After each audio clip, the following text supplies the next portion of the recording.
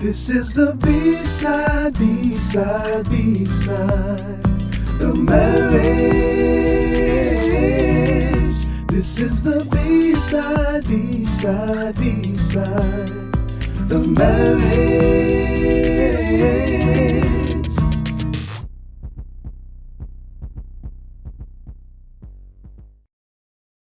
Hi, and welcome to another episode of the Bside of Marriage Podcast. I am your host, Rashonda, and this is my husband and co-host, Jason.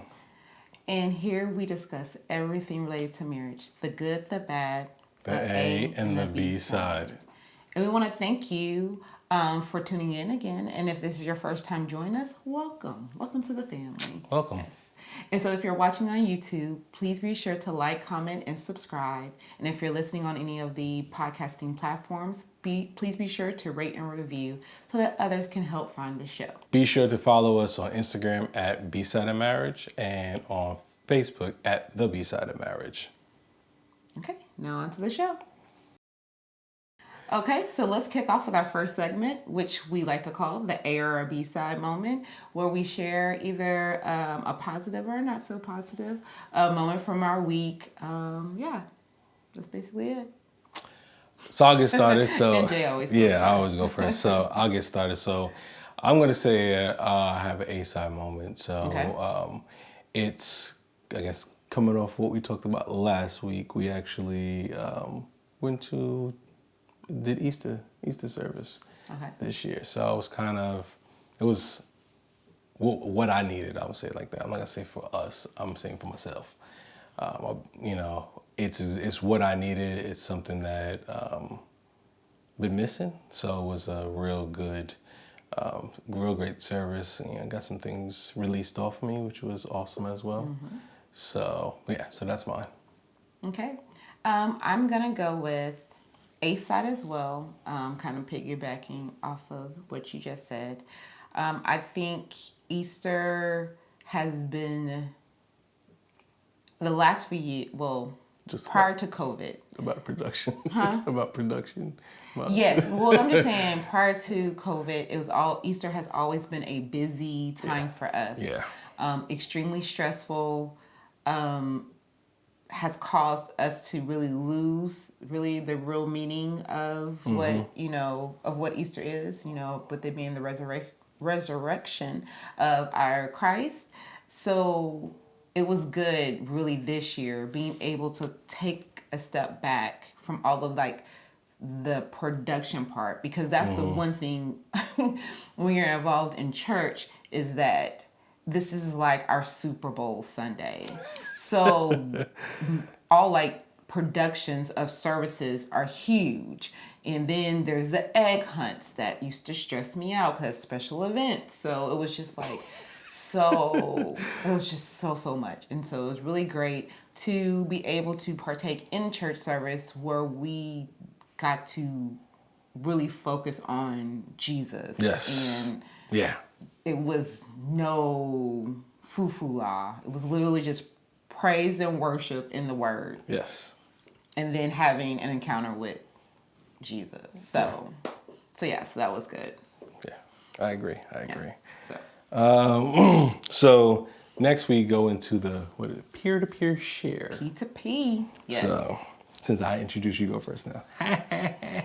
You didn't even introduce it though. You just said we about to do it. Okay. But what is it? See. So the peer-to-peer share is, and I'm going to go back how, back in the day we had Napster, all those things, we sharing files back and forth. But we're going to share something we're listening to, watching that over this past week that we've listened to or watched. So. Mm-hmm.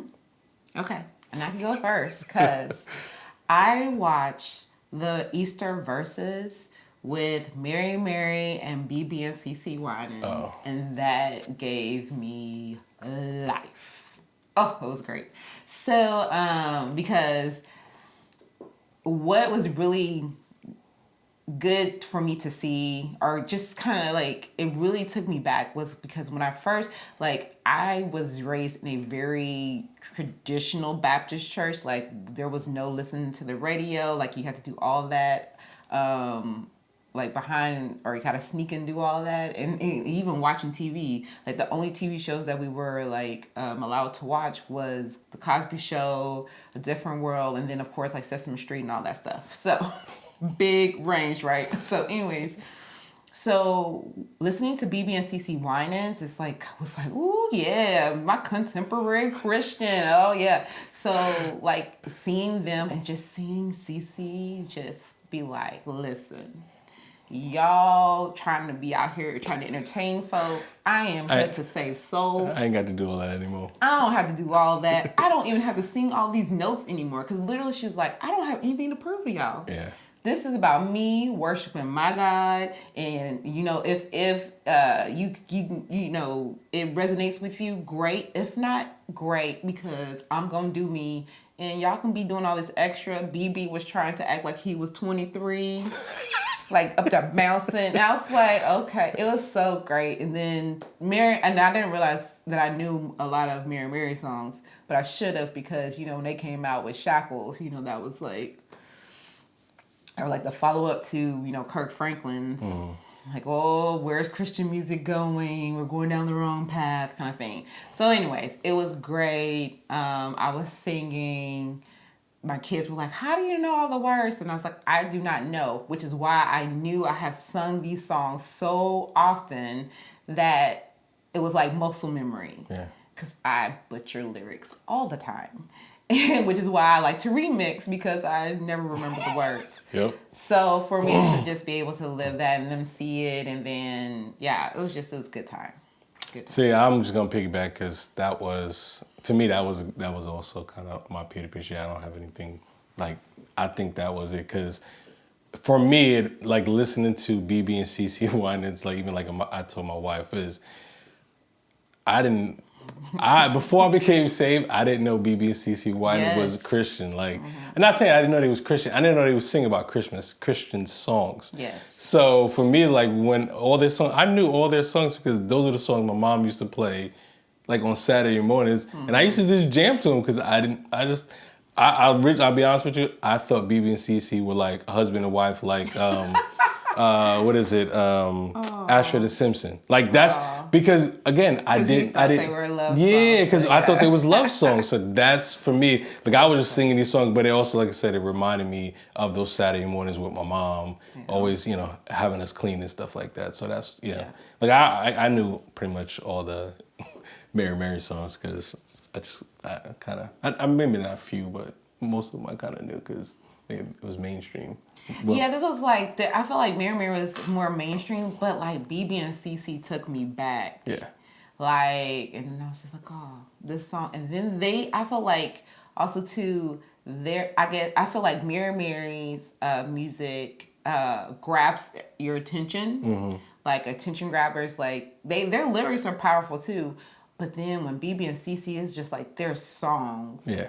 And so there's the one comedian that I follow. She was like, BB and CC got them lyrics from like the tomb. So it was like Jesus rose, and Jesus was like, I don't need those lyrics anymore. Y'all go ahead and take them. They're like, all right, we got these. We're gonna put this in the song. Cause they went way back, and I didn't realize how far back they were going. But yeah, so it was like it was interesting. It was fun. It was really it was fun. Once BB got over like this is a battle kind of thing, but I was like, Lord Jesus, where you going? But anyways, once he got over that, then it was a great process. Yeah. So okay. So that's like, I'm sure there's like snippets. There's probably still out on the YouTubes.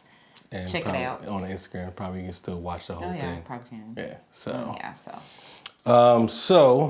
Today I'm gonna do the episode today. I'm gonna do it. Okay. So I'm gonna give you kind of a little story real quick. So about 3 weeks ago, maybe 4, about a month ago, I was finishing up a devotional, the Tony Evans devotional, and it was talking about, you know, it was giving, I used to have to read the scripture, John 15, verse 2. And I'll read the scripture real quick. So the scripture is, every branch in me that does not produce fruit, he removes, and he prunes every branch that produces fruit so that it will produce more fruit.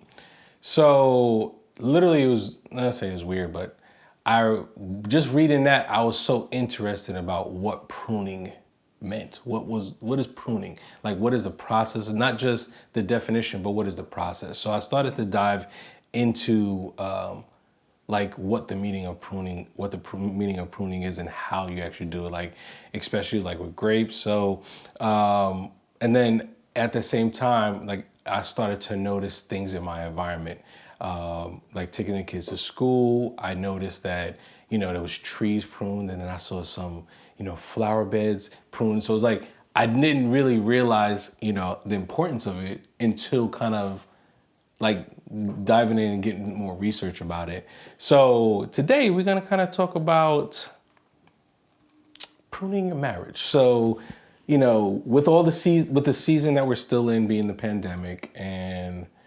it's going down, but it's still in that season. And now with that, we're in the springtime and going into the summer.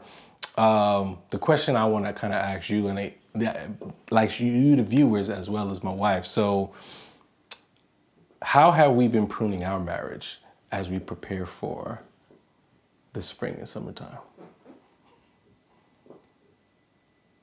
I don't know. Okay. Well, no. So I feel like the way we prune our marriage is different because our seasons are different than the actual seasons. Gotcha. Because with you being in doing baseball season now, so I feel like our pruning has started earlier. Correct. Okay. And so I think what we've done is been more intentional about spending time together in the mornings, on your days off or when you go in late, so that we have that time at the beginning, whether it be like walking, most of the time it's walking, or talking. We're spending that time with more time with each other when we can. And I would also say we have started or in the process of starting a new like, what is it? It's not really a Bible study. It's a workbook. Yeah, it's a marriage workbook. A marriage workbook. So we're doing that to also kind of be intentional. And then we've gotten like associated with for corporate fellowship.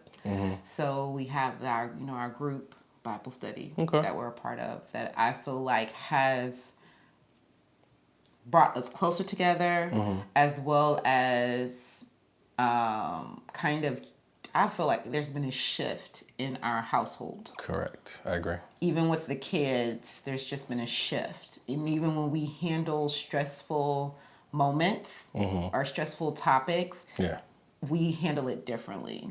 Okay. I think, and it's all a result of the other things that we've done intentionally for this season. Okay. No, okay. Okay, I guess I should provide a little bit background, because if someone's watching this for the first time, Jay's job is very demanding in that he has to be like on site, and it's based around the Houston sports teams, so the Rockets and the Astros. So being that if they're playing, which baseball, they're always playing, he has to be on site to help, to actually do his job.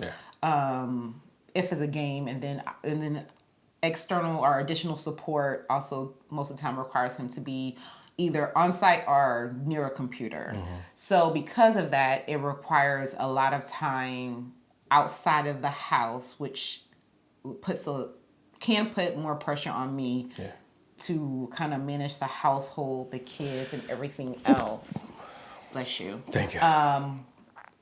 During the season. So busy season for us comes like early April. March into April, you say? Yeah. Well, for me, yes. Yeah. We'll just say early April. So that's what it's like. So we're already kind of, we're already trying to do the things to kind of, we're already doing things to help set us up for success for the season. so that when summer comes, we're in our stride, and it's easier too because the kids don't have to be in school. Correct. So it's like managing differently. So anyway, long answer is that's what we do. I feel like it's prune our marriage. So I wanted to ask that question mainly because I wanted to. Everything you said is kind of what I'm gonna break down because I'm gonna break down each area of. All right, good. And I was like, I don't know if I'm supposed to give a full answer. That's what I wanted because you kind of gave an overview of kind of what we're doing. So I'm gonna kind of dive in a little bit more and give more details of certain things. Okay. So to start off, so there are, I'm gonna say there's 5 areas. Like 1, 2, 3, 4. Yeah, there's 5 areas. Okay. That I kind of came up with for how you can prune your marriage during this season and actually prepare each year for the season. So the first part, again, is pruning. Let me kind of give you a little definition of what pruning is. Pruning is a process of removal of diseased, damaged, dead, non-productive, structurally unsound, and otherwise unwanted plant material from a crop or landscaping plants. And then, so with pruning, it requires attention. So you have to, I'm going to put in a little, like you'll see, it kind of, what pruning is, and I'll say for grapes, like when I started to look at this, I looked at how they prune grapes. And the way grapes are pruned is in the off season, they cut part of the branch off, and it's like, they consider like a knuckle part. And what it does is after the season is over, they'll cut that part off so it won't continue to grow from that particular branch. It'll actually create a new branch from outside of it. Because basically what it does is it may look like it's healthy, but in terms it actually tends to not be healthy. That's where you have to kind of keep an eye on those particular branches. So it's like, and I'll give you an example. So we can, like, for instance, we can prune something that maybe that, we need to work on some, so we're pruning. But if we're not continuing to keep an eye on it, it may seem like everything's going well, but in terms of it actually being completely pruned, it's not, because, we haven't really worked through it and really took the time to I have an example of that. Yeah. So, our household can be, I won't even say our household. Our relationship within our household can be very ships passing in the night, meaning that I think we have a really good plan as around like coordination of schedules, events, stuff like that. We have a pretty good system. So from the outside looking in, it would look like, oh, they're in sync, they're talking, everything's good over there. But we know that we have to be paying attention, because that we know that there's yes, we might be we might be in sync as far as coordinating like schedules, but as far as connection, that's missing. So we would need to be paying attention to understand, oh no, our connection is lacking. So we need to do something in order to be able to make that flourish in this season. No, that's definitely a good one. The example that I was going to use is the letter you gave me after your birthday. So. So that goes into like communicating about the hard things. So that's kind of an example of pruning, like communicating about the hard things. So, and I'm gonna kind of explain it a little bit real short. So last year, during her birthday time, my wife, she had plans that she was gonna go somewhere. That kind of fell through. So in my head, I was like, okay, she said she wanted this, and okay, so I put money aside so when she was gonna go on her trip, she had it. But me knowing my wife, I didn't celebrate her birthday the way we normally celebrate everybody's birthday in the house, and I felt like that for me, I fell off on that one. I didn't do what I needed to do. So, and I kept going to how it was going, but I noticed there was something wrong with my wife. And this is where I say you got to keep an eye on things. So she gave me we have like a little mailbox in our bedroom that you can put the flag up. So if we get pass notes back and forth. So we, that's one of the ways we communicate, But so she gave it to me, and for me, it hurt me a lot because I missed opportunity. I missed this opportunity. I missed the opportunity to do what we normally do, but instead I kind of just, it's not that important because she's going on a cruise. So I kind of use that example because we need to have that hard conversation about the importance of celebrating our birthday every year, and especially coming from a husband, how I need to, and I didn't take it where I was angry. I knew this was an opportunity for me to try to do better and make sure that I do better next time. And I continue to daily, weekly, every month to show, not saying to show appreciation, but make sure that my wife understands how important she is to me. So that's one example. You're making a face. I don't have, I don't have anything to say. Oh, okay. I'm like, if you got something to say? No, okay. I don't. I mean, yes, it just took me back to that moment. Yeah. So that's why I was okay. I'm just, yes. So that's one, and then another one is to repent and ask for forgiveness for anything that you have done. So the thing with being repentance is it requires, what is it? Genuine admission for your mistake. You can't just, you ask for forgiveness and just say, do you forgive me? But you're not showing, admittance for what you have done wrong, and, put in place ways that you can do better, and showing that you're going to do better like that. So yes. So yeah, that's the good thing, or that's the thing with when you repent, it's you're acknowledging and then you're turning away from that thing. Mm-hmm. So you can't say, oh, my bad, and then come right back and do it again. And then also you cannot quote scripture and be like, well, we have to forgive each other 70 times 7. Like, we're not doing that. No. Cause then it's like, you're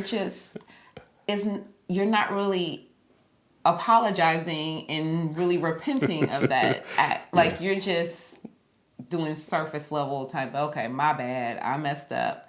But you can tell when someone's being genuinely sincere. And I'm not saying that you will never make a mistake. Correct. Or unintentionally do that thing again, but it's unintentional versus you like, I'm gonna do it again. And like, my bad. That's why I said genuine admission. My bad is not saying like admitting that you did wrong. That's right. Not. So in the example of the birthday, if Jay would have been like, my bad, I think I probably would have blew up, because I was just like, come on, that's all you're gonna give me? Yeah. So there's a thing of truly acknowledging your mistake, because we're all human, we all make mistakes. So just acknowledge the mistake and discuss ways on how you're going to work toward improving that area, and then ask for forgiveness. But also too, in that, you have to be okay if that forgiveness does not come immediately, because you also got to give your spouse time to process that as well. Yeah. No, that's true. That is definitely true. Why is it not changed? Okay, so kind of we'll go on to the next part, is weeding. So this is something like we've had a garden in the past, and didn't go well because we didn't weed and we didn't do anything right. So I looked up the definition of actual what weeding is, and weeding it involves removing those unwanted plants, and I'll say this for marriages, it's removing those distractions in your marriage in order to grow. So the actual term weeding, it's like weeding robs plants of the nutrients that it needs to grow.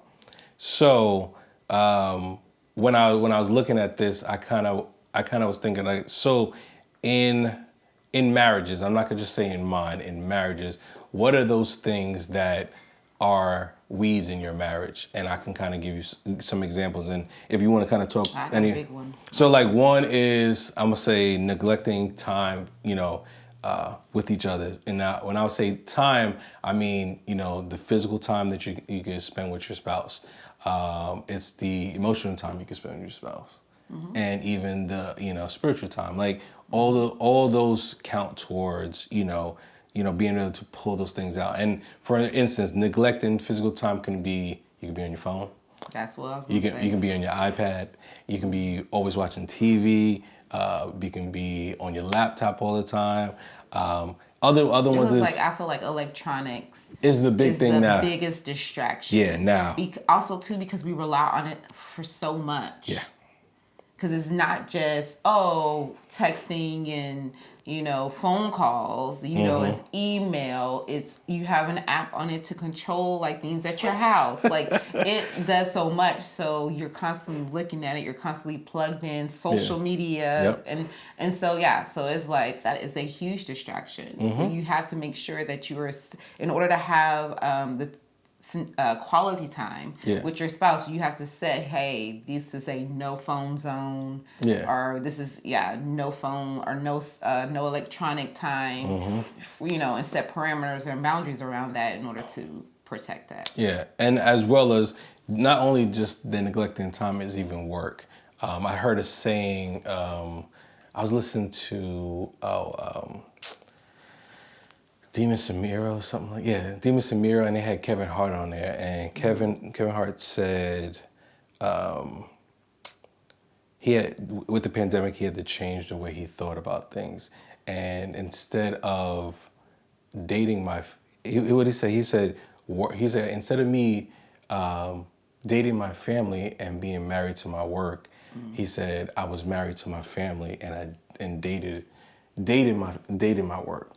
So if we're taking if we're that with work, if you're spending all this time at work all the time and not spending the quality time with your family, not just your spouse but with your family, that's a weed that you need to slowly pull and work out. It could be hobbies. If you're spending more time doing a hobby than with your spouse, that's a weed. You can as a couple you can have your different hobbies that you want to do, but you have to be intentional about when you can do it and when you can't. And then even addictions, that's a tough part, because that's something that's not only harming you, but it's harming the people that you're connected to. So and then kind of to go into the next part that kind of go together is mulch.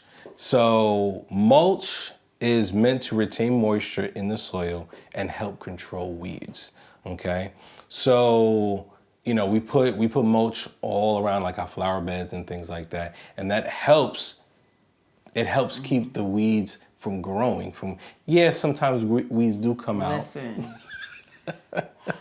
The reason why he's laughing because there was a weed. It was so strong that it was like, oh, y'all gonna let me grow? Oh, okay. I'm feeling like it got thick.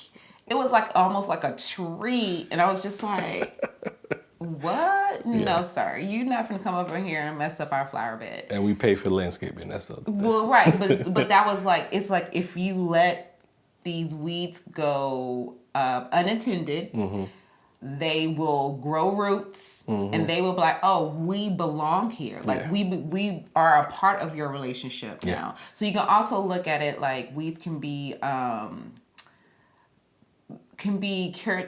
traits or just expectations or just it can be a plethora of things. But if they go untreated, they will grab root. They grab root, and then it becomes a part of your relationship, and then that's how you define your relationship.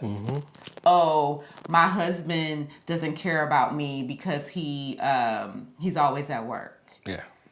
Well, where did that thought first start? It started with the distraction of work or being married to work versus being married to your family, and then you didn't nip it in the bud when you saw us trying to grow, and now it's a whole thing. So now that you feel that you're being neglected by your spouse, now you're trying to find other ways to satisfy or occupy your time. Yeah. That might not be in a healthy way. And so now it's become a part of your relationship. Now this is how you identify your marriage. Now you're like, oh, yes, I'm married. Like, now you've associated a negative connotation to your marriage or to your relationship just because you didn't deal with the weed. So kind of like so.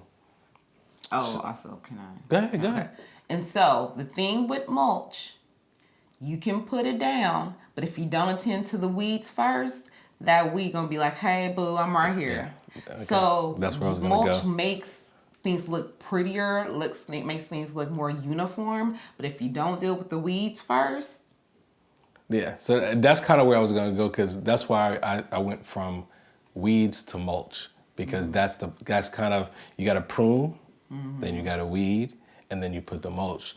But if you're not attending or keeping an eye on, the weeds, you putting the mulch it's gonna continue to grow out. And instead of you starving the weeds because you didn't pull them out, all you're gonna do is giving it nutrients to continue to grow. So one thing kind of like that we do that this is something that my wife have kind of brought into our, and I'll say marriage bed, I'm gonna say it like that, is we have to go to bed at 10. See, Liz, you didn't think about that. So we go to, it's something that we do now is that we're always either in the room by 9:30 or in the bed. And like in the bed by 10, we may have a couple, some conversations beforehand, and then we go to sleep.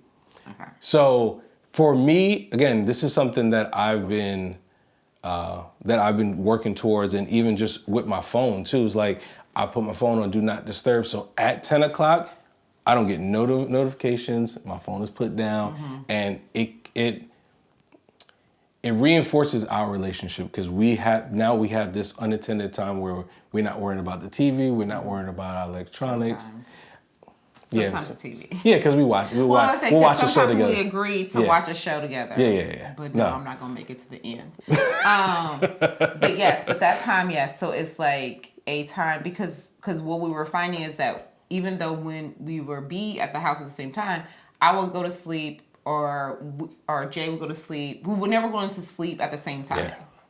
And it was like we were missing out on another connection moment. And it's just, yes, that small change is more important and also too, because we both were always waking up and like, oh, we're so sleepy. Oh, we feel so tired. Yeah. And I was like, we need to be more intentional about making sure we're going to sleep at a decent time versus doing all the other things and just going to sleep whenever we can. So now that we have this connection point, it's like literally we will, even when there are deadlines, there's things to be done, it's like you get an extra 30 minutes or whatever, but you need to get off the computer. It will have to wait. Yeah. We'll have to figure it out because especially if you're in the house, we're missing out on the connection point. Yeah. So put it up, figure it. Or actually, what it has done is made us more intentional on the way we schedule our day. Yes. And we're like, okay, well, we can't just push that off because we know then we won't be able to go to bed at the same time. Yeah. So and also it has allowed us to watch shows that each other may or may not have wanted to watch before. Yeah, Ultimatum. I didn't want to watch that first, but now I watch it. Well, and then is it a cake? Oh yeah, see that's she just got me another one. Yeah. So that was we watch stuff that we would probably not watch together, but yeah. So that's just like another connection moment, another connection thing that we're able to do, and it also not only does it creating good sleep habits is beneficial, health wise, but also like I said, relationship wise.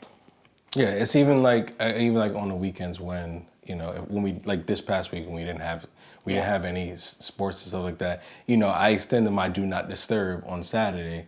We woke up, we watched something real quick, and I don't even know because we had several of those. Yeah. So we'll watch something together. Like, you know, in the past we watch our HGTV shows or something like that. The brothers. What is it? The Wayne brothers. Oh yeah, we watched. Yeah, that's what it was. And see, that's something I wouldn't watch again. Yeah. See, for me, I you know, it's comedy. It's always hilarious to me. So that's a way that, like I said, for what we've done to help, you know, as we weeded things, this is our mulch. This is how we, you know, intentionally make sure this is the time for us to reconnect. So, you know, again, that helps us, you know, give nutrients to our marriage. Yes. So, and then kind of the next thing is, you know, fertilizers, you know, and so fertilizer, everybody, I guess not everybody knows, but fertilizers basically add nutrients to your plants or crops. So one of the, hold on one second, I had another definition or, oh, I don't got it. And so it's, you know, oh, that's what it was. It was, did I put it in here? So there's a saying that it's always greener. What is it? It's always the grass is always greener on the other side. Yeah. Mm-hmm. So instead of saying that, you know, is, you know, the grass is always greener when you fertilize. Yeah, when you fertilize. Mm-hmm. Like, so instead of looking at other couples or things outside your marriage, look at the things you can do to, you know, give to your marriage. You know, if it's water, if it's, you know, you giving nutrients. Like, for instance, I got, you know, here's a couple things we can, like, you know, a surprise date night. You know, if your spouse is, you know, love language is gifts, surprise gift. You know, that's what I was gonna say. Being more intentional about speaking in your spouse's primary love language. Yeah. So, and then like even just having like conversation, like, you know, what we do at night. When we're off our phones, you know, we're in the bed, we're talking, we're having a conversation. So that's something that, you know, you can do when you get home. You have a conversation about what, you know, your day, or even things that you even thought about throughout the day that, you know, you wanted to do. A lot of different things. But I would even say just like a compliment here and there. Yeah. Like, oh, babe, I really like the way that you got up with the kids this morning. Yeah. Or I really like the way that you washed the dishes. Thank you for running an errand for me, you know, that so I don't have to do it. Like, there's like all these little deposits that you can be making. If you can't, you know, say it face to face, send a voice memo or send a text like, babe, just thinking about you. We've been doing that a lot. Day's crazy at work or whatever, but, you know, just wanted to stop and, you know, say, you know, you are my mind or whatever. Yeah. I mean, that's what, like, I think what happens is that in marriages, there's like, people are looking for the big and the grand thing to do that's gonna like bring us closer together, you know, to or keep our marriage alive. And honestly, it's a lot of little things. Yeah. If you're intentional on, you know, paying attention and pulling up the weeds when you see them, and you're putting the mulching, like if you stay on top of maintaining your relationship, you don't require the big grand things because you're doing all the little things that get you there. Mm-hmm. So one example, but going back to the whole, you need to pay attention to what's going on in your yard versus looking at somebody else's grass. Okay. So this is real for us because literally we're in spring and our grass was like dead over winter. It's just like, we out. Okay. But there was this one yard in our neighborhood.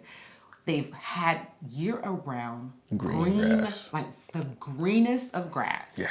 I'm just like, how is that possible? Because their yard is getting the same weather that we're getting. And I was like legit getting jealous. Cause I'm just like, how? Because we started watering. We were like, okay, maybe because we're not watering enough. You know, we're doing all the things. But our grass is coming back, but it's not like green like theirs. Theirs has been green. Yeah. And I literally was like, I'm finna go knock on their door and just ask, like, who are y'all using? What's going on? Yeah. But then one of my friends was like, they could be painting their grass. Yeah. And I said, wait, that's a thing? Yeah. People paint their grass, y'all. I don't know if this house is doing it, but they do. And so that's what I'm saying. If you get so obsessed on what someone else is doing and they're taking the cheap way around or it's just superficial, like, yes, our grass looks great, but it's not really healthy because we painted it. Yeah.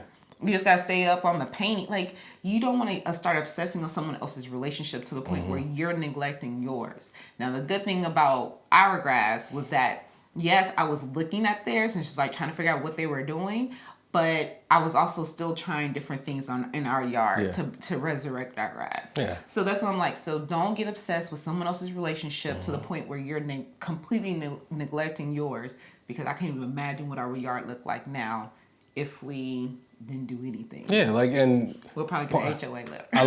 Like, part of it, you know, and I'll say part of it was it wasn't getting watered enough. Because for like literally when I was driving to work yesterday, I was like, "Oh, our grass looks good." Yeah. Like, and it was because during the wintertime, I cut the water off because I didn't want the pipes to burst. So I cut it off, wrapped them. So I didn't water my grass for like probably 2.5 months.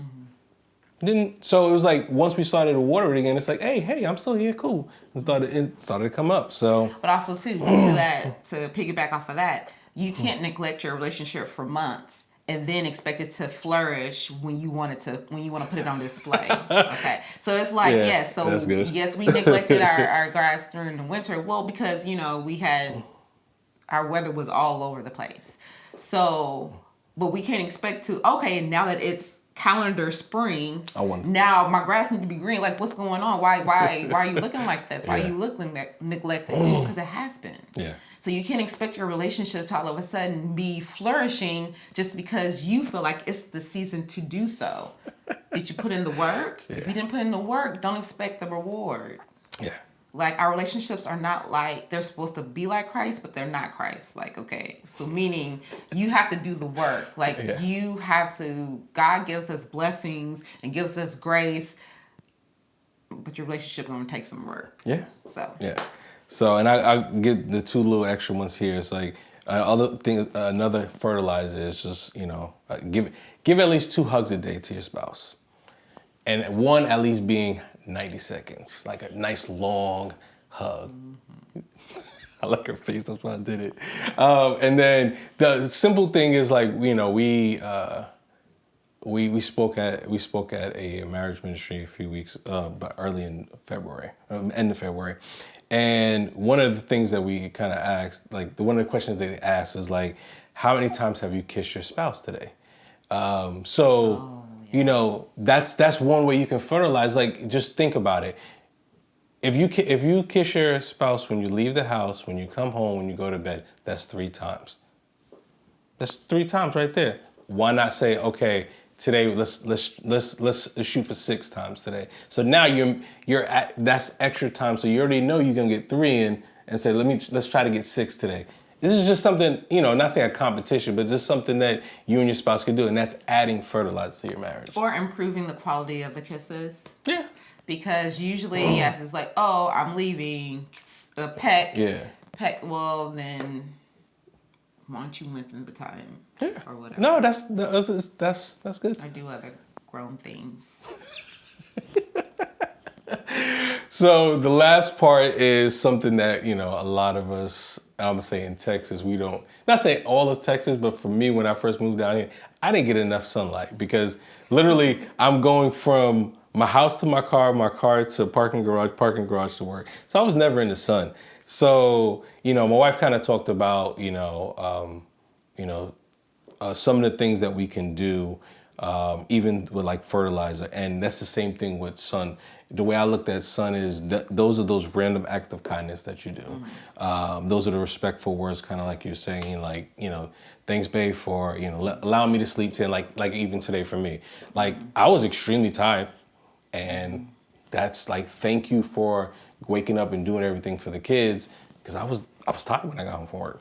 And then even just being patient, that's huge.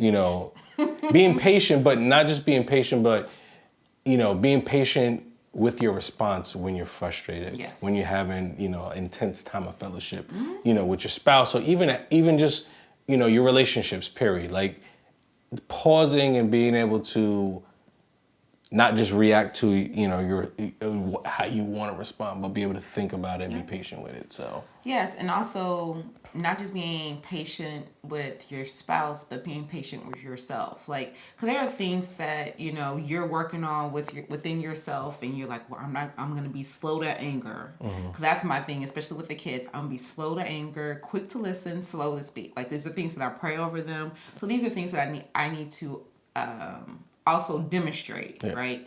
And so it can be that you're in that moment and you react first before thinking, like slowing yourself down.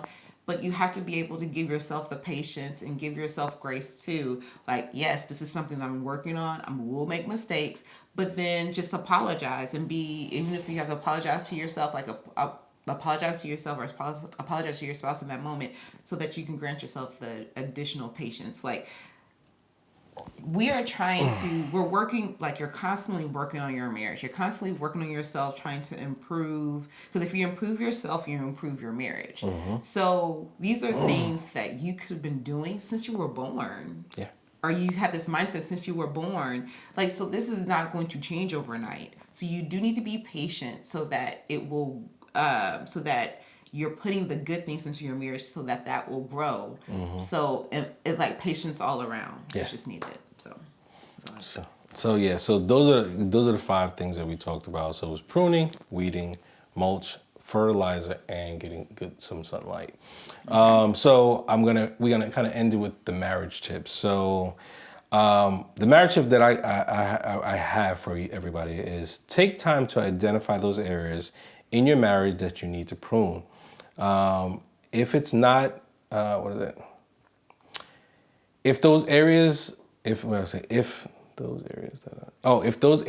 that are not needed to be severed, meaning that you're pruning, that you're cutting off, if you don't do that, what it will do is bring toxicity into your marriage. And that's kind of what the whole, like when you look at pruning, if you kind of dive in and look at pruning, that's what a lot of vineyards do, because those grapes may look good, but those grapes are not producing the good fruit. So that's why they cut those branches off, so it will start a new one. So you're getting good grapes, not toxic grapes. And I just got something. Something was just dropped in my spirit. So because we love going to vineyards, it's like a thing we do. Certain grapes are like treated and pruned to create certain wines.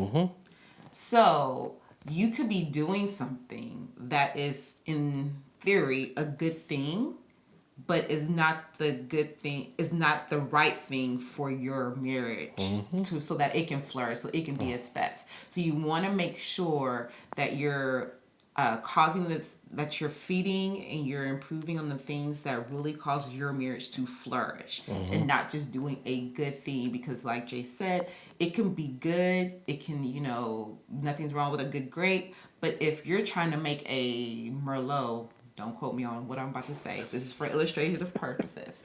It's into Chardonnay. Just say that. Well, I'm just saying, if you're trying to get this one grape to make a not sweet wine, but the grape grows sweet, and you try to put it in there, it's not.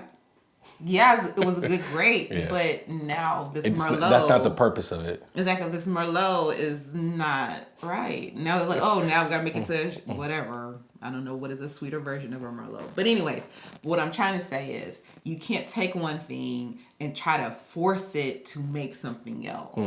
So you want to make sure that whatever you're feeding or whatever you're growing and nurturing within your relationship causes your marriage, your relationship to flourish, and not just base it on something else. That's good. No, that was good. That drop was good. Good. Yeah. So so that's pretty much for our episode this week. Right. Go ahead and like, comment, subscribe, share this with somebody. Rate and review. And I guess that's it, right? That is it. Until next week, then. Right. Peace.